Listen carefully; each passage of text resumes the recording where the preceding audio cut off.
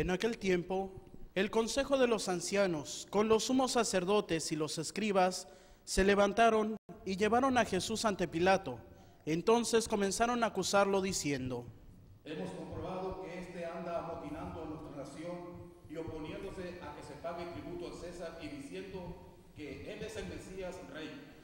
Pilato preguntó a Jesús: ¿Eres tú el rey de los judíos? Él contestó: Tú lo has dicho. Pilato, a los sumos sacerdotes y a la turba. No encuentro ninguna culpa en este hombre. Ellos insistían con más fuerzas diciendo: Solivianta al pueblo enseñando por toda Judea, desde Galilea hasta aquí. Al oír esto, Pilato preguntó si era Galileo, y al enterarse de que era de la jurisdicción de Herodes, se lo remitió, ya que Herodes estaba en Jerusalén precisamente por aquellos días. Herodes, al ver a Jesús, se puso muy contento, porque hacía mucho tiempo que quería verlo, pues había oído hablar mucho de él, y esperaba presenciar algún milagro suyo. Le hizo muchas preguntas, pero él no contestó ni una palabra. Estaban allí los sumos sacerdotes y los escribas acusándolo sin cesar. Entonces Herodes, con su escolta, lo trató con desprecio y se burló de él, y le mandó poner una vestidura blanca. Después se lo remitió a Pilato. Aquel mismo día se hicieron amigos Herodes y Pilato, porque antes eran enemigos. Pilato convocó a los sumos sacerdotes y a las autoridades del pueblo y les dijo: Me han traído a este hombre alegando que alborota al pueblo, pero yo le he interrogado delante de ustedes y no he encontrado nada en él, ninguna de las culpas de que lo acusan. Tampoco Herodes, porque me lo ha enviado de nuevo. Ya ven que ningún delito digno de muerte se ha probado. Así pues, le aplicaré un escarmiento y lo soltaré. Con ocasión de la fiesta, Pilato tenía que dejar libre a un preso. Ellos vociferaron en masa diciendo: Quita a ese, suéltanos a Barrabás. A este lo habían metido a la cárcel por una revuelta acaecida en la ciudad y un homicidio. Pilato volvió a dirigirles la palabra con la intención de poner en libertad a Jesús, pero ellos seguían gritando. Crucifícalo, crucifícalo. Él les dijo por tercera vez: Pues ¿qué ha hecho de malo? No he encontrado en él ningún delito que merezca la muerte, de modo que le aplicaré un escarmiento y lo soltaré. Pero ellos insistían pidiendo a gritos que lo crucificara. Como iba creciendo el griterío, Pilato decidió que se cumpliera su petición. Soltó al que pedían, al que había sido encarcelado por revuelta y homicidio, y a Jesús se lo entregó a su arbitrio. Mientras lo llevaban a crucificar, echaron mano a un cierto Simón de Cirene, que volvía del campo, y lo obligaron a cargar la cruz detrás de Jesús. Lo iban siguiendo una gran multitud de hombres y mujeres, que se golpeaban el pecho y lloraban por él.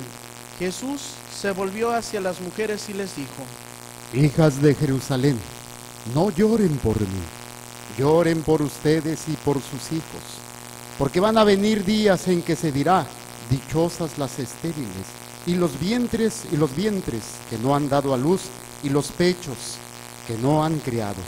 Entonces dirán a los montes: desplómense sobre nosotros, y a las colinas: sepúltenos, porque si así tratan al árbol verde, ¿qué pasará con el seco? Conducían además a 2 malhechores para justiciarlos con él. Cuando llegaron al lugar llamado La Calavera, lo crucificaron allí, a él y a los malhechores, uno a su derecha y otro a su izquierda. Jesús decía desde la cruz: Padre, perdónalos, porque no saben lo que hacen. Los soldados se repartieron sus ropas echando a suertes. El pueblo estaba mirando. Las autoridades le hacían muecas diciendo: A otros ha salvado, que se salve a sí mismo, si es el Mesías de Dios, el elegido. También los soldados se burlaban de Jesús, y acercándose a él le ofrecían vinagre y le decían: Si tú eres el rey de los judíos, sálvate a ti mismo.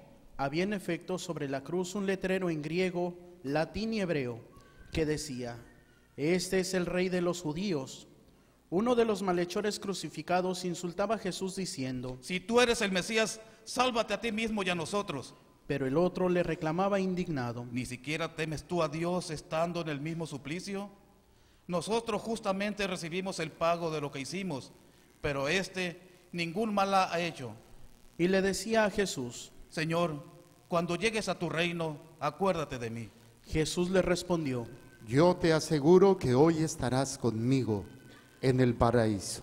Era casi el mediodía cuando las tinieblas invadieron toda la región y se oscureció el sol hasta las 3 de la tarde. El velo del templo se rasgó a la mitad.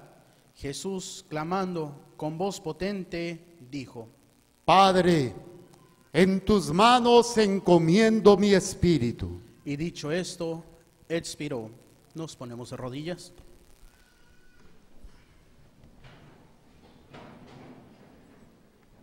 De pie.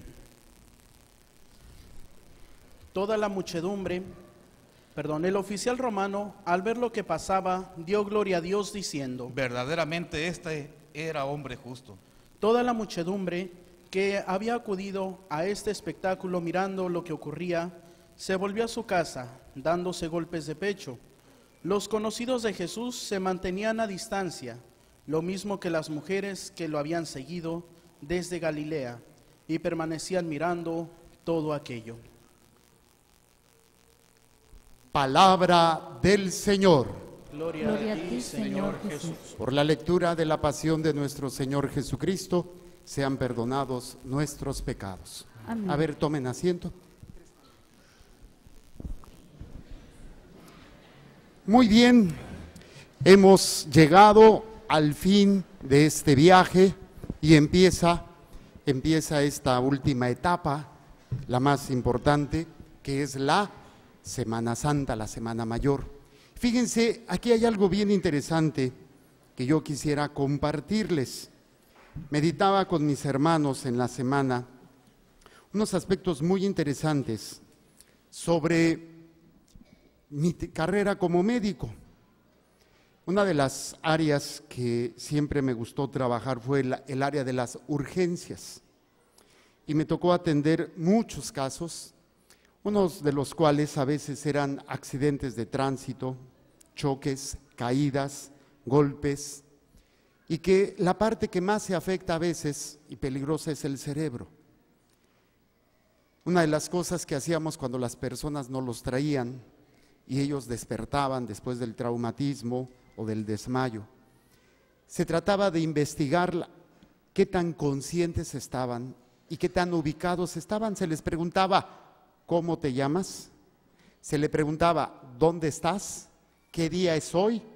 Y si conocía a alguna persona: oye, ¿conoces cómo se llama esta persona? Y a lo mejor le señalábamos a su esposo, a su esposa o a sus hijos. Esto es interesante porque en ese planteamiento muchas veces las personas, después de un fregadazo, ¿cómo están? ¿Dónde estoy? ¿Quién soy? ¿A dónde voy? O sea, no nos ubicamos. Este atarantamiento o esta confusión también se da en la vida cotidiana. A veces no son golpes físicos, son los golpes que recibimos en nuestra vida. Golpes a veces muy dolorosos, como puede ser la enfermedad, un problema familiar, como puede ser la muerte de un ser querido. O cuando a veces las cosas no salen como uno quiere, uno le echa ganas, trabaja, se rifa el físico y dicen: padre, es que no me rinde el dinero, padre, es que por todos los proyectos que tengo se me vienen abajo. Son atarantamientos, son confusiones, son golpes. Ahora sí, como dice la vida, golpes que da la vida, como dice la canción, ¿no? Esos golpes que da la vida y que muchas veces pues nos ataranta. Y ese es el problema, porque no nos ubica en la posición en la que estamos, no nos ubica y no nos permite recordar quién soy y a dónde voy, qué dirección tiene ya mi vida. La mayoría de las veces, cuando vienen esos golpes, pues como que tomamos direcciones equivocadas, tomamos acciones equivocadas, porque se nos olvida ubicarnos. ¿Cuál es mi realidad?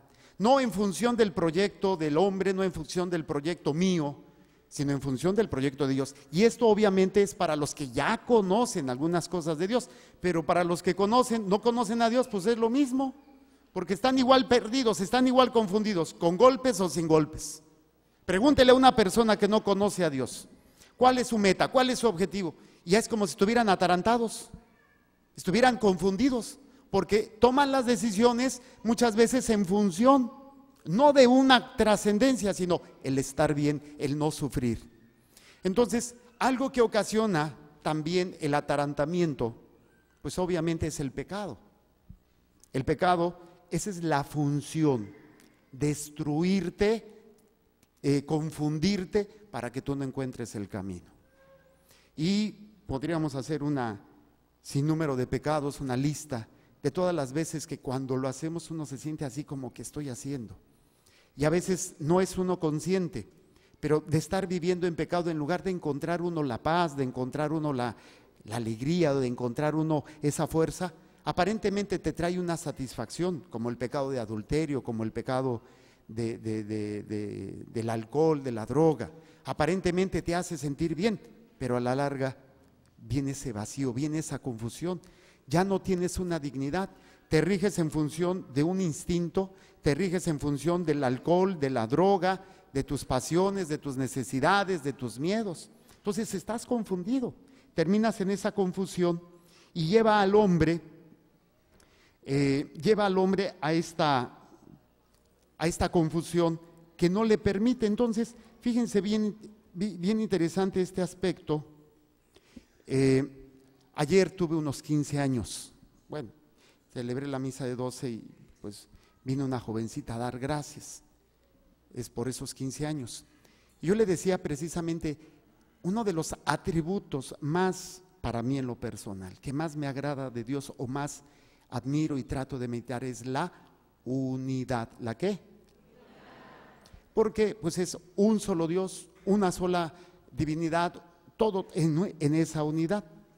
¿Y cuál es el problema que tenemos los seres humanos? Que no tenemos unidad. Hay gente que se casó, a ver, levante la mano los casados. Se les nota luego por la cara que tienen, pobrecitos. Sí, de verdad, porque se casaron sin haber unidad en ustedes. Y no me refiero a que, yo estoy unido a mi viejo porque lo quiero. Yo le pregunto, ¿por qué se casaron? Ay, padre, es que yo lo quería. Ay, es que estaba bien guapo. Ay, es que...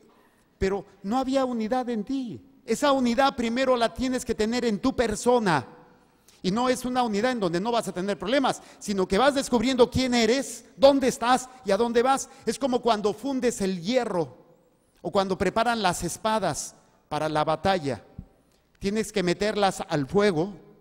Luego que las sacas del fuego le das unos marrazos, o sea, con el marro, no dije otra mala palabra, no, dije marrazos, para quitarle ¿cómo se llama lo que tiene?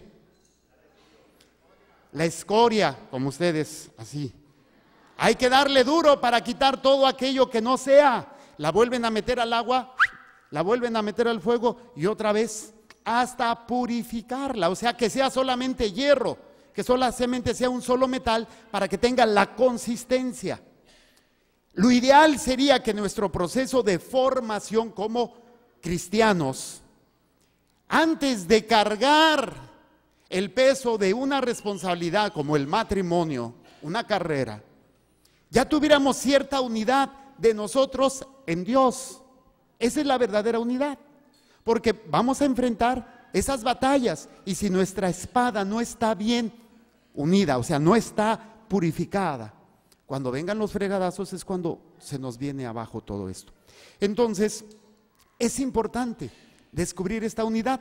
Ahora me van a decir, oiga padre, pero yo ya estoy bien ruquito, pues ya mi vida, ya tengo nietos, ya o ya me dejó mi esposo, o yo estoy enfermo, o estoy en silla de ruedas, pues ¿qué puedo hacer? Y es tan difícil porque viene un problema, viene otro, viene una situación y no encuentro la paz. ¿No encuentro la qué? Fíjense. No sé si se estaba oyendo lo que estábamos diciendo abajo, pero yo les explicaba a mis hermanos que cuando entraba un rey a una ciudad extranjera en la antigüedad y entraba en caballo, significaba que entraba como conquistador. ¿Cómo qué? O sea, ya te conquisté, ya te vencí, te vengo a demostrar que yo soy rey. Y llegaba en su caballo montado. Pero si el rey entraba en un burro, ¿Qué signo era? ¿De conquista? Venía en son de paz. Y es precisamente lo que la confusión nos quita. Cuando no hay unidad, ¿qué se nos quita? La paz. Bueno, yo sé que a lo mejor, no sé si se oyó aquí la lectura del Evangelio, que les hice a mis hermanos allá abajo. ¿Sí se oyó o no se oyó? Ay, qué bueno que me dicen para arreglar cuentas aquí con mi técnico chafa. Si encuentran a un técnico colgado por allá atrás de los pies y desollado vivo, ya saben por qué fue. Miren, esta narración del Evangelio, esta parte del Evangelio que se lee antes de bendecir los ramos y que vamos entrando, es precisamente lo que celebramos hoy. Es la entrada de Jesús a Jerusalén, montado en un... ¿Pero qué se necesitó primero? Conseguir él. Fíjense qué bonito. Hay que conseguir él. Levante la mano, ¿quién quiere ser burro o burra? Miren qué poquitos. Ya después que explique, a ver, yo quiero ser burro. Dice, Jesús acompañado de sus discípulos iba camino de Jerusalén. Y al acercarse a Betfagé y a Betania, junto al monte llamado de los Olivos, envió a 2 de sus discípulos diciéndoles: vayan al caserío que está frente a ustedes. Al entrar encontrarán atado un burrito que nadie ha montado todavía. Desátenlo y tráiganlo aquí. Si alguien les pregunta por qué lo desatan, díganle: el Señor lo necesita. ¿Cómo le van a decir? Fueron y encontraron todo como el Señor les había dicho. Mientras desataban al burro, los dueños le preguntaron: ¿por qué se lo llevan? ¿Por qué lo desamarran? Ellos contestaron: el Señor lo necesita. ¿Y qué dijeron los otros? Nada. A sus órdenes, jefe. Les reclamó, no te lo lleves, o suéltate una lana para el alquiler, como nos cobraron el alquiler del burro de aquí. Traíamos aquí a Jesús representado en este joven, y híjole, compadre, pues hay que soltar el alquiler. No, aquí no pagaron alquiler, no pagaron renta del burro. Pero lo interesante es esto: se necesitó de un burro para que Jesús entrara en señal de paz. Hoy el Señor quiere más burros, quiere montar otro burro. ¿Por qué? Porque hay en el corazón de tantas personas confusión, dolor, miedo, desunión. Y hay veces que tú puedes ser ese burro. Yo les decía a los niños, en la misa de los niños, imagínate que tú tienes tu torta y hay un niño que no tiene una torta. Y el Señor te dice: ¿quieres ser mi burro? Dale paz a este niño. Déjame montarme en ti. Yo quiero pedirte tu burro que tienes amarrado, que tú no quieres soltar, para que yo lo monte y entre en el corazón de esta persona y yo lo conquiste, no con violencia, no con golpes, no con gritos, sino en paz. Y es ahí precisamente la invitación. Hoy el Señor nos dice: tú tienes muchos burros amarrados que no quieres soltar. Y que hoy el Señor te dice: yo los necesito de tu sacrificio, necesito de tu tiempo, necesito de tu amor, necesito lo que tú tienes para yo poderme montar. Pero hay quienes no sueltan al burro. Y a veces esos burros son los hijos. Ay, no, mi hijo no lo suelto. Como mi mamá. No de que mi mamá sea burra, sino que no suelta, digo. Sí, ay, sí, que se ponen y se agarran, así que no.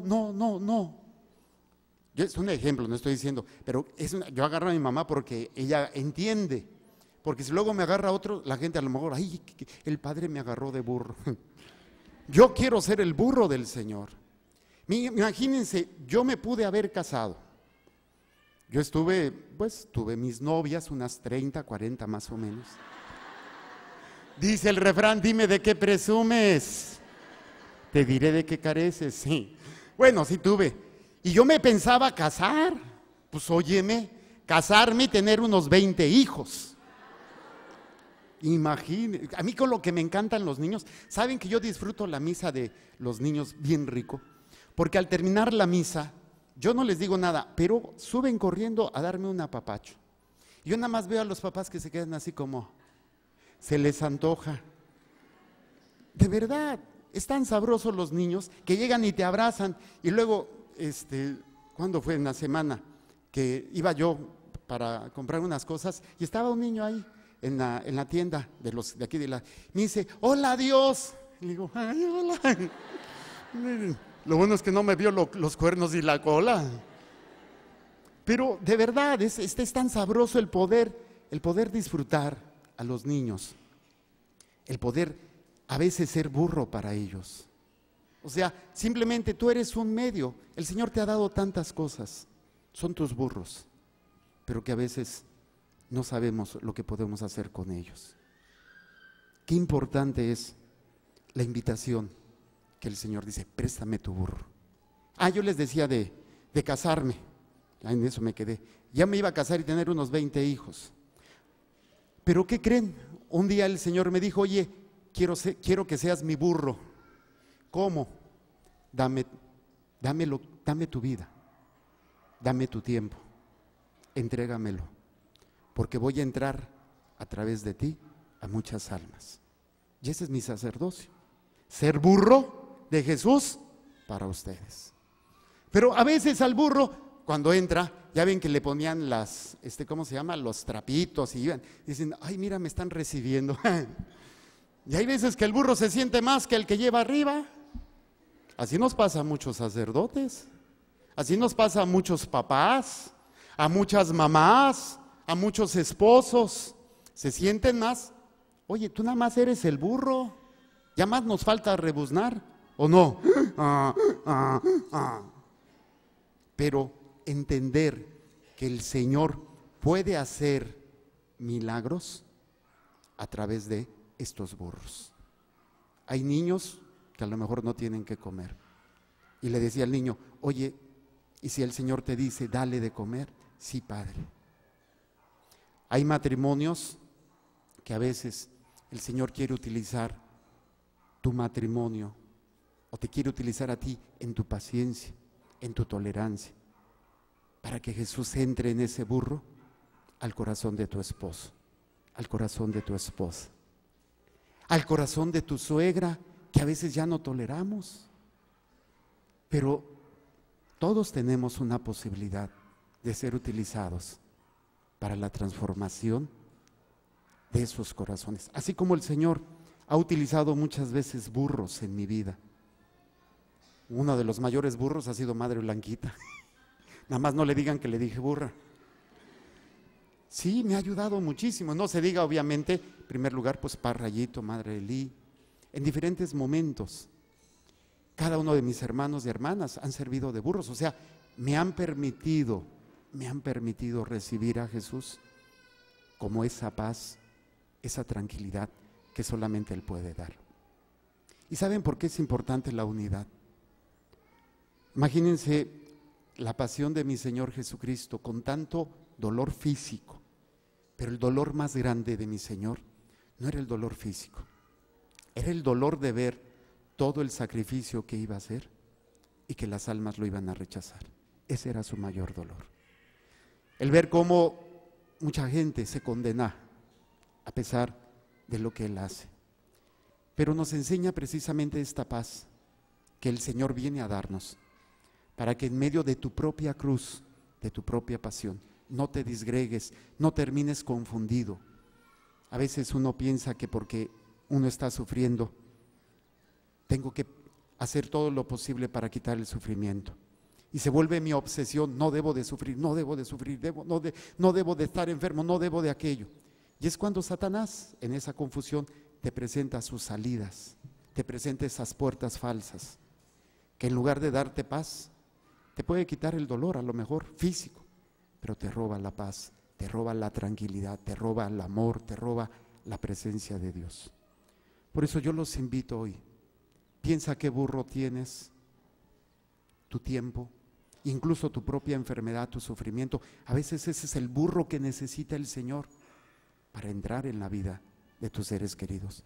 Yo sé que muchos de ustedes ya tienen a sus hijos grandes y muchos de ustedes no tuvieron la oportunidad porque no conocían de Dios. de enseñarles a sus hijos lo que ahora ustedes están aprendiendo después de quién sabe cuántos años. ¿Qué puedo hacer ahora? Bueno, el Señor quiere utilizarte como burro. Ofrécele lo que tienes, ofrécele tu enfermedad, ofrécele tu dolor, ofrécele tu tristeza, para que a través de eso el Señor vaya entrando poco a poco en el corazón de esos hijos o en el corazón de tu esposo. Así es que los invito a ser burros. ¿Quién quiere ser burro del Señor? Ahora sí, ¿verdad? ¿No? ¿Que no los convencía de ser burros?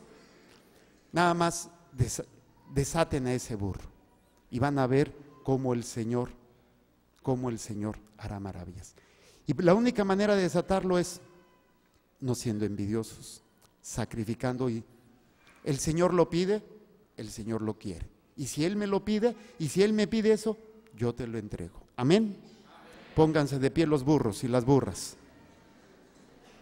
Cierren sus ojitos y vamos a decir: Señor Jesús, hoy tú has llamado a tus apóstoles para que toquen a mi puerta y me digan que necesitan el burro de mi vida, de mi sufrimiento, de mi dolor, de mi trabajo, de mi tiempo, para que Jesús lo use y entre como este Rey de paz, primero a mi propia vida, a mi mente, a mi corazón, a mi alma, a mi espíritu, y después también entre en la vida de aquellas personas que tú me has encomendado.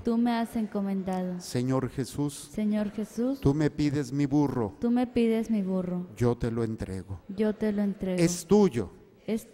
Y si es necesario, toma mi propia vida y utilízala como ese burro, para que entres en esa ciudad